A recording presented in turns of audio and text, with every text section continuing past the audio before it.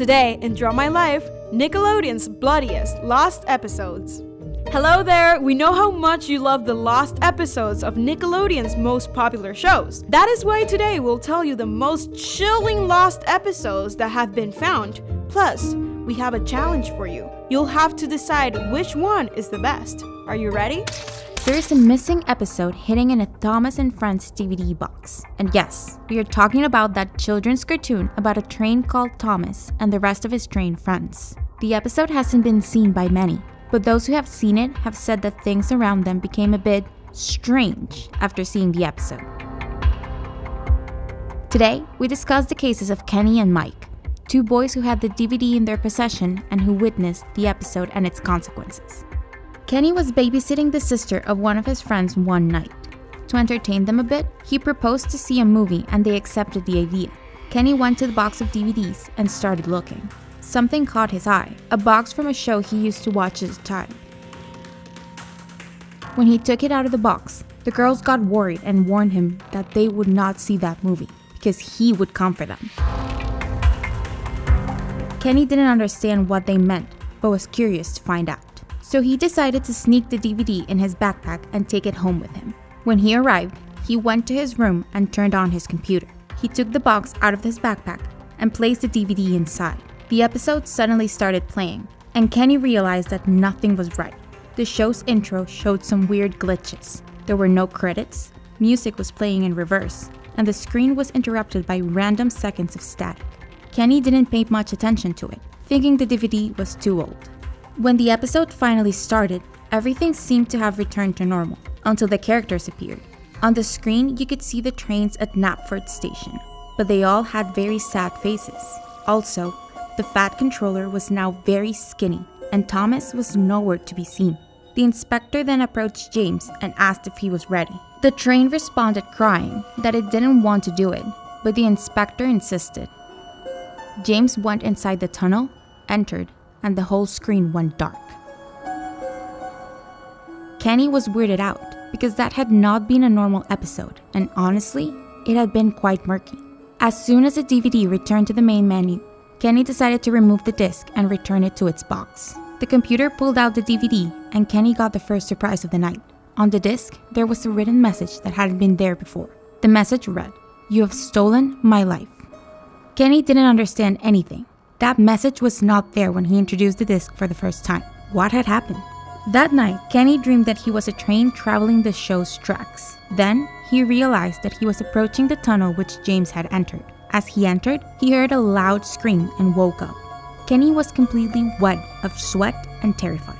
The next morning, he remembered that he had forgotten to do his homework, so he took the book out of his backpack to complete it. Then the second surprise appeared. Every page in his book had been ripped out, except one that had the letter T scribbled on it.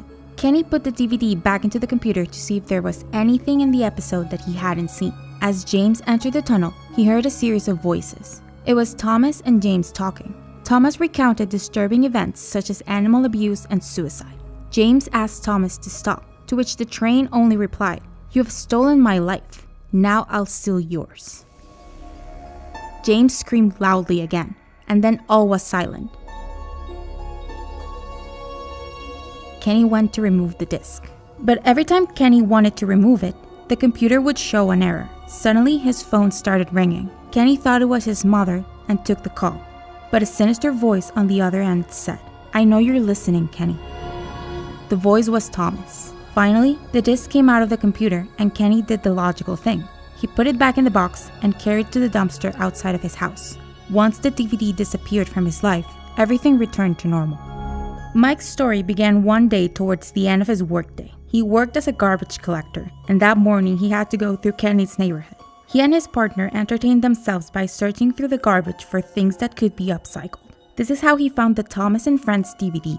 It was at the bottom of one of the containers, and this caught Mike's attention, as he had been looking for a gift for his nephew, whose favorite show was the trains. The box seemed fairly new to him, and he wondered who would have thrown away a DVD in those conditions. But to make sure it wasn't a faulty DVD, he decided to take it home and try it out first. If the DVD had no faults, he would give it to his nephew. Mike came home that night and took the DVD up to his room. There, he turned on the computer and put the disc in to play it. The program started immediately, but something wasn't right. The introduction of the new show was quite slow, with no background music. Also, instead of Thomas appearing with the other trains as usually, he didn't appear at all on the screen. In its place, a train with a sad and scared face could be seen going down the tracks. Mike was sure that this wasn't normal and that something was wrong. This was definitely not a common episode.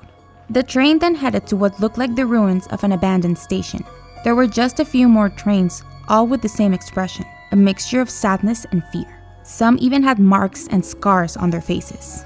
The train approached the fat controller, who had completely changed his appearance. He was so thin that he looked ill. His eyes seemed to be bloodshot, and his dark circles were clearly noticeable. He looked like a person who hadn't slept in days and could collapse at any moment. Mike was surprised by the appearance of this character. The inspector simply went to where the train was, looked him in the face, and with a sinister voice said, "It's time to go." The train started moving forward and headed for the tunnel. Around the entrance, parts of metal and other trains could be seen scattered around and broken. Without saying anything, the train entered the tunnel, and a second later, the screen went completely black. Mike tried to fast forward the episode to see if that was the end, but the buttons weren't working. He decided to go to the kitchen to get something to eat, but as soon as he was about to leave the room, he heard a voice say, "Don't leave me alone, Mike." Mike went to the computer and suddenly heard another voice, Thomas's voice, saying, "Mike, do you want to see something fun?" Then the voice of another train began to scream in pain, followed by noises of metal being destroyed and skin being torn off. Mike removed the DVD from the computer, put it in its case, and set it aside. That night, Mike had a hard time falling asleep, and in the middle of the night, he got up to get a glass of water from the kitchen. A voice stopped him as he passed the television in the living room. "Mike, here I am. You've missed my trick." The image on the television was of the tunnel entrance from the episode. Mike tried turning off the TV, but nothing worked. Then he began to hear manic laughter in the distance, followed by the sound of a train moving down the tracks. As time passed, the laughter and noise of the train became louder, as if it were approaching. Then he saw it. Thomas was at the end of the tunnel and was heading straight for Mike, laughing like crazy. Mike unplugged the television to turn off the episode. He tried to go back to sleep, but fear had kept him from closing his eyes. In the morning, he went to work exhausted and threw the DVD case in the trash. During break time, Mike took out his cell phone to check emails and messages. One in particular caught his attention. The subject only said, "Last night we had a lot of fun. Look at the photos." Attached to the mail were a few pictures of Mike watching the episode on the television in the living room. Someone had been watching him. When Butch Hartman received a letter from Nickelodeon back in 2016 explaining that the Fairly OddParents was going to be canceled, he got angry at the company. So, as a form of revenge, he created several episodes that would destroy Nickelodeon's reputation. If you want to know what they contained, subscribe. During the last broadcast of the Fairly OddParents, Hartman managed to release 3 creepy episodes of the show. Unfortunately, Nickelodeon noticed and acted as fast as they could to remove them out of circulation. But, fortunately for you, they didn't count on the fact that we had already seen it. The episode started with its usual catchy intro. The title was Due Date. Fairly odd, if you tell me. No pun intended. It showed Timmy in his blue bedroom sitting in his bed with a beaten face. Wanda appeared and with a shocked voice said, "What happened, Timmy?" Timmy could barely talk. His mouth was swollen from the beating Vicky had given him earlier. Vicky did this to me again." "Again? Timmy, why didn't you call us? We could have helped," said a concerned Cosmo. Timmy, in pain, told them that something weird had happened recently. Vicky could see Wanda and Cosmo, unlike the other people who couldn't. Vicky had told him that if he dared to invoke his godparents, she was going to kill them both. So Timmy took the beating to protect them. The next day, Timmy had planned to stay in while he recovered. He wished for pizza and the most recent video game that had come out. While chilling in his bedroom, his mom popped her head through the door and told him they had made last-minute plans to go out, and since he was too young to stay alone late at night, they had called Vicky to come and babysit. Suddenly, he started to get goosebumps all over his body and started sweating. His mom left and Wanda and Cosmo appeared. "What are we going to do?" they asked. "I don't know, but you guys have to hide now," said Timmy, scared. Vicky said goodbye to Timmy's parents and threw the door open. Come out! Come out wherever you are! I have a surprise for you! She sang as she juggled a bat between her hands. Hide now! Yelled Timmy as Vicky slammed open his bedroom door. But Wanda and Cosmo didn't obey and stood by him. There you are, you little twerp! Come here! I've had a rough day! Said Vicky. She swung her bat to hit Timmy. If you want him, you have to go through us, said Cosmo and Wanda. Fine, that should be fairly easy. Vicky kept hitting everything in the room, but the godparents kept poofing in and out. Meanwhile, Timmy hid under his bed to protect himself. As Vicky grew angrier and her bat swung harder, the godparents were becoming tired. From the corner of her eye, Vicky saw Wanda stop to grab a grasp of air. In that moment, she swung her bat so hard that she smashed Wanda's skull into pieces. Cosmo suddenly blacked out, giving Vicky time to kill him too. Everything became hazy to Timmy. He couldn't believe that his only friends were gone. Timmy looked around his bed for a potential weapon. Luckily, there lay the knife with which he cut the pizza earlier. He took it and plucked up all his courage and came out. There you are, you little twerp! Said Vicky as she swung her bat at him. With the knife, Timmy started to fight her and finally landed his knife on one of her eyes. I got you now, he screamed. Unable to see, Vicky kept swinging her bat unpredictably. At that moment, Timmy jumped from his bed and from behind he stabbed the other eye. He couldn't believe he had aimed correctly. You bastard! Screamed Vicky in pain. Timmy proceeded to stab her continuously until he killed her. This is for Cosmo and Wanda and for all the beatings, for the bullying, said Timmy as he swept in tears. Timmy heard the garage door open and a car being parked. His parents had arrived. His mom opened the front door and told Vicky she could leave now. But what she found was Timmy, completely zoned out and with a pale face holding Vicky's bloody head in his hand. It was her due date, he said in a monotone voice. You probably remember the show about 5 friends who had imaginary adventures in their backyard, right? Well, what you probably didn't know is that there's a pilot episode that has never seen the light of day. Until now. I warn you, what I'm about to tell you will ruin this show for you, as it did for me.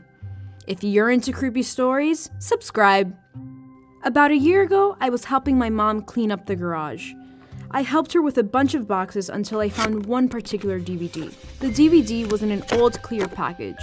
It looked dirty and scratched. I could barely read the title, Me and My Friends, written in red ink. I flipped the DVD case and saw a drawing of one of the Backyardigans, Pablo. I wondered if it could be an episode of the Backyardigans I haven't seen before. So I snuck it under my arm, took it back to my room, and put it on my DVD player. The film started with the Nickelodeon logo and the text, September 1998. The episode opens with 4 of the Backyardigans, Pablo, Tyrone, Tasha, and Uniqua, with the words, Me and My Friends below it. I guess that was the original title of the episode. They're singing a song similar to the theme of the show, but the music sounded rather cheesy and somewhat distorted. There was a little playground with slides, swings, and a house, but it looked like it was made of foam. The colors were tacky and looked old. Aside from the disturbing song that played in the background, there were a lot more noticeable differences in this episode.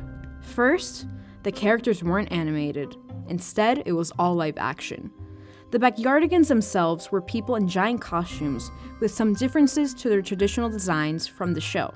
Pablo was pretty much the same as he is in the show, though he was the tallest and his hat was a different color. Tyrone looked almost the same, but his fur had more of a reddish tint to it, and his shirt had yellow and blue stripes compared to the well-known red and blue stripes. Tasha looked a little bit chubbier than how she was in the show, and had a very creepy face. Uniqua was the most different looking of the 4. Her head had a different shape, she had nostrils, and was purple and pink instead of dark and light pink. The Backyardigans' voices were also different. They didn't sound like children, but more like adults doing a very creepy imitation of the cartoon. Another thing that I noticed was that one of the Backyardigans was missing, Austin. So I guess he wasn't created by the time this pilot was made. Anyway, after the theme song, the episode started like any other. The Backyardigans jumped around laughing. Tasha then asked what they should do now. Tyrone suggested playing in the sandbox, but Pablo wanted to play in the swing. I could tell by Pablo's breathing that he was having trouble talking inside the mask. You could hear them screaming in pain every time they took a step. They were really suffering inside those costumes. So Uniqua started swinging Tyrone and Tasha swung Pablo. A few seconds later, something tragic happened. While they played and laughed, the built-in fan inside Uniqua's mask began to shoot sparks that lit up her head. The person inside began to scream. The fire didn't last long, and neither did the screams. Uniqua's head was burnt, and her appearance took a sinister turn, shooting up with bloody eyes. She then grabbed Tyrone, and with robotic movements, pushed him so hard on the swing, he fell and broke his ankle. She did the same with Pablo, and he fell on top of Tyrone's mask, breaking the person's neck abruptly. I could still remember the sound of the crunching of his neck. There was a moment of silence, and blood began to flow from Tyrone's head. Tasha and Pablo started to freak out. Then Uniqua approached Tyrone's corpse and ripped one of his antlers. Tasha tried to escape, but tripped and fell. Uniqua grabbed Tyrone's antler with both hands and stabbed Tasha in the stomach. She then started ripping her costume. I still remember the screams. There was fabric everywhere, but then blood started to splash all over the backyard. Pablo started to freak out. Pablo was yelling, "Get me out of this costume!" as he tried to take his mask out. Uniqua stood up and approached Pablo. He started having a panic attack and breathing uncontrollably. Then proceeded to scream for help while Uniqua got closer to him with Tyrone's antler full of blood. His breathing was becoming more and more intense. Uniqua got next to Pablo. She was ready to strike, but the scream went static.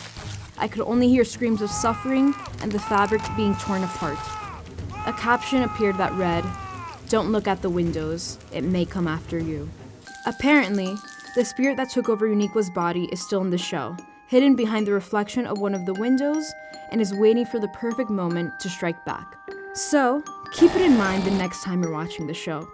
If you see a strange figure on one of the windows, please don't stare at it. It may come after you. So, which one is your favorite? Would you like to see a sequel to Nickelodeon's Best Lost Episodes? Let us know in the comments. Thank you for your support, and we hope to see you soon. Bye!